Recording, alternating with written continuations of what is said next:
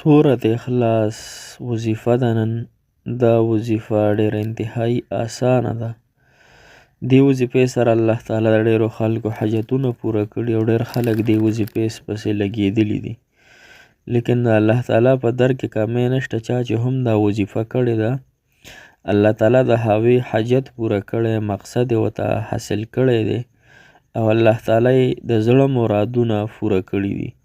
نو که تاسو کې څوک غواړئ دا وظیفه انشاءالله العزیز وکئ، تاسو ته به هم الله تعالی د دې څیزونو نه نجات درکړي، قرضونه به هم ختم کړي، پریشانیانې به هم ختمې کړي، جنګ جګړې، جادو، جنات، بندش، کاروبار، نکاح، محبت، هره معامله چې ستاسو کومه هم ده نو دې وظیفې سره به الله تعالی دغه ټولې معاملې الله تعالی په خپل قدرت سره ختمې کړي. السلام علیکم ورحمت الله وبرکاته. ډیرو محترم مسلمانانو، شروع د نوم په الله چې ډیر مهربانه دی او په جناب محمد رسول الله صلی الله علیه وسلم باندې درود شریف. دا وظیفه چې نن زمونږ کومه ده د سورة کوثر ده. سورة کوثر په قرآن کې وړوکی سورت دی، انتهایی آسان هم دی او حدیث مبارکو کې راځي کوثر چې دی دا به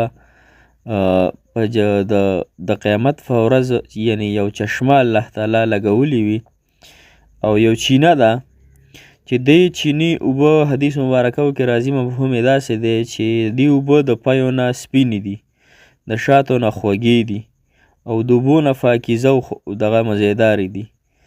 نو کوم انسان چې دا وظیفه وکړي الله تعالی به ورته دغه اوبه هم انشاءالله العزیز ورکوي او دې دومره ډېر جامونه دي که نه، حدیث مبارکو کې راځي څونه چې ستوري دي دونه جامونه او ګیلاسونه دي د دې د اوبو.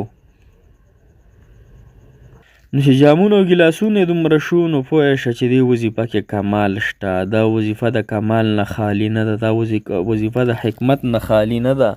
لہذا وظیفه انشاءالله العزیز خامخا د خپلو مقاصدو دپاره وکړئ.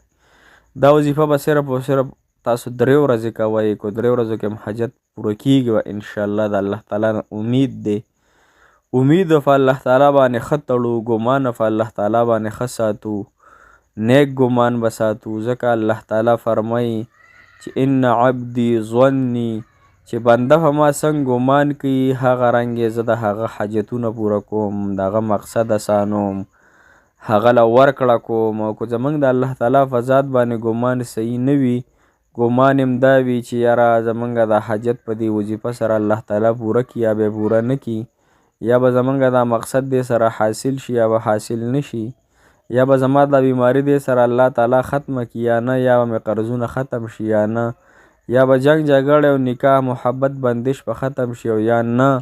نو چې یا نه دې ورسره وي نو بس الله وایي دا په خپله پرې دغه مهر ولګو، دستخط یې پرې وکړو چې نه قبلیږي نو زه یې درله څرنګه قبوله کړم. نو لہذا په الله تعالی به ګمان ښه ساتو چې الله تعالی به قبلوي، پوره کوي به. وظیفې سر ته راځو. وظیفه د سورة کوثر ده او دا به تاسو 3 ورځې مسلسل کوئ انشاءالله العزیز. لومبۍ ورځ خو چې د مسلمانان وروڼو تاسو به ورسره د ماسخوتن لمانځ نه پس پې کوئ. دا وظیفه ماسخوتن لمونځونه چې کله وشي د هغې نه پس پې نارینه په کورونو کې، نارینه په جوماتونو کې او زنانه په کورونو کې، او که نارینه هم په کورونو کې کوي نو څه باک پکې نشته. 2 رکعاته به صلات حاجت مونځ وکئ. لومبني رکعت کې به قل یا ایها الکافرون ووایئ، 2م رکعت کې به قل هو الله احد صورت ووایئ.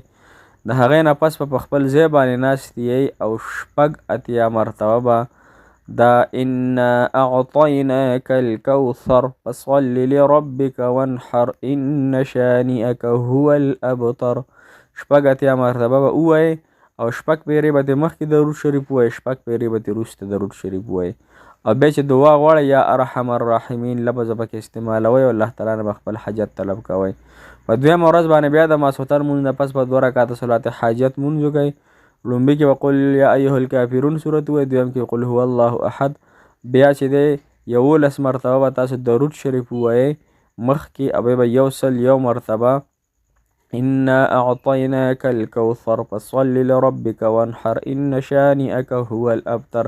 خدا خبره یاد ساتئ مخکې بسم الله به ار وارې وایي ها د انا اعطیناک الکوثر صورت نه مخکې بسم الله یو وارې خامخا ویاره پیره کې چې وایي ها، وروسته به ترې بیا 11 پیرې درود شریف ووایي. دا د 2 ورځو وظیفه شوه. بیا چې دعا غواړئ ماسخوتن نه پس یا ارحم الراحمین په دریمه شپه چې دی مسلمانان رونو تاسو به 2 رکعاته قضای حاجت یا صلات حاجت مونځ وکئ او هغې نه پس به تاسو 11 پیرې بیا درود ابراهیمي ووایئ او که 11 نه نو 14 هم وي نو 14 به ډېر ښه وي او بیا به 314 مرتبه انا اعطینا بسم الله الرحمن الرحیم انا اعطیناک الکوثر فصل لربک وانحر ان شانئک هو الابتر دا به 314 پیرې ووایئ هغې نه پس بیا 14 پیرې درود شریف ووایئ بیا به تاسو چې دی نو یا ارحم الراحمین ووایئ او د هغې نه پس بیا د خپل حاجت او مقصد دپاره د الله تعالی په دربار کې لاسونه پورته کړئ انشاءالله چې دا 3 ورځې تاسو دا وظیفه په دې طریقې سره وکړه نو په دې 3 ورځو کې به الله تعالی ستاسو لاسونه خالی نه بوځي او ستاسو حاجات به پوره کړي الله تعالی او مقاصد به مو الله تعالی اسان کړي الله مو خوشحاله او آباد ساتي الله تعالی ستاسو د زړه مرادونه حاجتونه پوره کړي جزاک الله خیر احسن الجزا فی الدنیا والآخرة